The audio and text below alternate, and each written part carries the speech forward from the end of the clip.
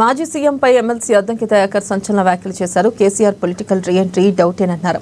కేసీఆర్ కి రాజకీయాల్లో కొనసాగాలని ఉందా లేదా అంటూ అనుమానం వ్యక్తం చేశారు.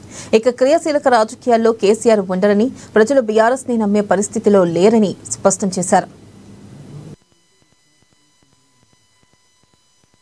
కేసీఆర్ మళ్ళా వస్తే బాగుంటది, కేసీఆర్ ను మళ్ళీ ప్రజలు రావాలని కోరుకుంటున్నారు, కేసీఆర్ వస్తేనే మంచి జరుగుతుందని చెప్పి మీరు ఒక డ్రామా క్రియేట్ చేస్తున్నారు కదా.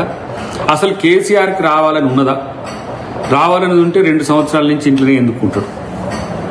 మీ ఇద్దరి రాజకీయ స్వార్థం కోసం బావబామార్దులు చేస్తున్న ప్రాపగండా తప్పితే దీంట్లో కొత్తగా ఏమున్నది? మీరు ఇండ్లు కట్టిస్తే మేము కూల్చినాము. కనీసం సిగ్గుండాలి చెప్పుకోవడానికి. హైదరాబాద్లో ఎన్ని ఇల్లు కట్టించిండ్రు మీరు?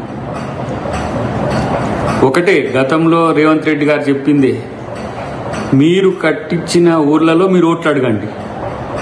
ఎన్ని కట్టించుంటారు జూబ్లీహిల్స్లో? మీరు అసలు ఎన్ని కట్టించిండ్రా జూబ్లీహిల్స్లో? ప్రతి నియోజకవర్గంలో కాంగ్రెస్ ఇందిరమ్మ ఇండ్లు ఉన్నాయి. కూల్చే సంస్కృతి మీది. ప్రజల భూముల్ని, ప్రజల ఆస్తుల్ని కొల్లగొట్టింది బీఆర్ఎస్ పార్టీ. ఇలా హైడ్రా పేరు మీద అవినీతి పరుల భూములు కూలుస్తుంటే మీ గుండెల్లో గుబేలవుతుంది. పేదల ఇండ్లు కూలిస్తే వాళ్ళకు ప్రత్యామ్నాయంగా ఇచ్చే ప్రయత్నం ఈ ప్రభుత్వం చేస్తుంది. ఎంతకని అబద్ధాలు ఆడతారుగా. నేనంటున్న ఒక మాట, మీరు కేసీఆర్తో ఒక స్టేట్మెంట్ బయటకి ఇప్పి, నేను మళ్ళీ రాజకీయాల్లో ఉంటా, నేనే వస్తున్నా, అందుకనే నా కొడుకును నా అల్లుడిని నేను ముందుకు దోసిన, అందుకని